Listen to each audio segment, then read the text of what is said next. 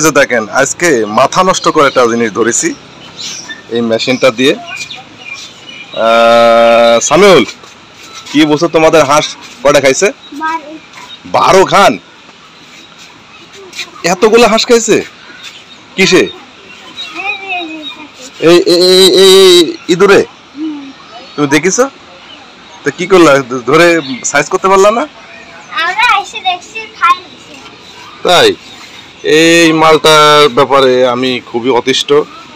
আমার ব্যবসার রীতিমতো লাল বাতি জ্বালাই দিছে। প্রত্যেক দিনই কোনো না কোনো জিনিস এই বন্ধুরা ক্ষতি করছে, আর এই ক্ষতি আসলে অপূরণীয় ক্ষতি, যেটা আসলে এই মানে সহ্য করা যায় না, না করে উপায় নাই। মানে এদের জ্বালায় রীতিমতো একদম অতিষ্ঠ। দেখেন এই খাঁচাতে আজকে মালটি ধরার কারণে আমার দেখেন কতগুলো বন্ধু এখানে জমা হয়ে গেছে এটা দেখার জন্য। দেখে কিন্তু খুব মজা পাচ্ছে। কিন্তু আমি ভাবছি এটাকে কি করব। সামিউল, দেখে কি করা যায়? কি করব?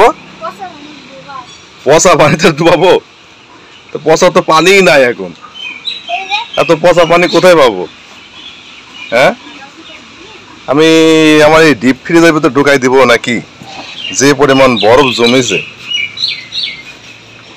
আর এই আমার এই ফ্রিজটা আসলে একদিন পর পরই এত পরিমাণে বরফ জমে, আসলে আমার প্রাণপ্রিয় বন্ধুরা, এই আমার এই ফ্রিজটার ব্যাপারে আপনাদের কারো কোনো আইডিয়া আছে কিনা একটু ধারণা দেবেন তো প্লিজ। এটা একটা আমার দোকানের ডিপ ফ্রিজ। এই ফ্রিজে মানে অস্বাভাবিক পরিমাণে মানে সাইড দিয়ে বরফ জমে। এত পরিমাণ বরফ আসলে প্রত্যেক দিন পরিষ্কার করাও কিন্তু খুবই বিরক্তিকর একটা কাজ। দেখছেন, মনে হচ্ছে যেন এটা আটলান্টিক মহাসাগর অথবা রাশিয়ার কোনো আইস মানে ওশেন মানে সাগর, মহাসাগরের মতো বরফ কি পরিমাণে জমা আছে দেখেন। আর জমতে জমতে এই বরফ এমন একটা পর্যায়ে চলে যায় যেটা এই যে গ্লাস ডোরটা দেখছেন, এটাকে আর ঠিকভাবে খোলা যায় না। এই যে এই গ্লাসের সাথে একবারে আটকায় যায়, বুঝছেন? আর তখন আর এই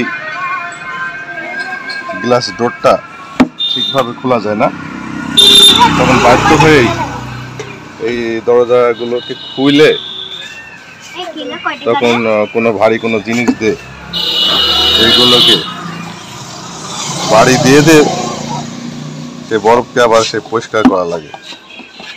তো রীতিমতো আমি খুবই হেজিটেশনের ভিতরে আছি। আপনাদের কোনো ধারণা থাকলে তো জানাবেন প্লিজ। সামিউল, তাহলে এই যে এই মেশিন কিন্তু তোমাকে কিনতে হবে। কয়টা কিনবা? এই মেশিন মিনিমাম 2-3টা কিনে, তোমার যেহেতু হাঁস খাইলিছে, হ্যাঁ হাঁসের বাচ্চা যেহেতু কয়টা খাইলিছে, তাহলে কিনে তোমার বাড়িতে কিন্তু পাইপা, ঠিক আছে? পাইতি এই মালগুলোকে ধরে নেজের সাথে রশি বাঁধি 2-3 দিন গাছের সাথে ঝোলা রাখবা, হবি? তাহলে কিন্তু আরো যেসব এর বন্ধুরা আছে এইগুলা কিন্তু ভয়ে চোটে কিন্তু আর আসবে না, বুঝেছো?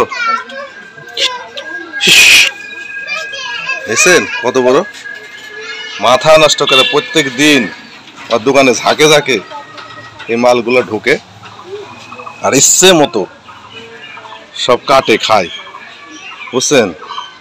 তো মাঝে মাঝেই আমি অতিষ্ঠ হয়ে যাই, যখন বেশি বিরক্ত হয়ে যায় তখন এই মেশিন পাইতে ধরি এবং মারি, তারপরেও কিন্তু ধ্বংস হয় না।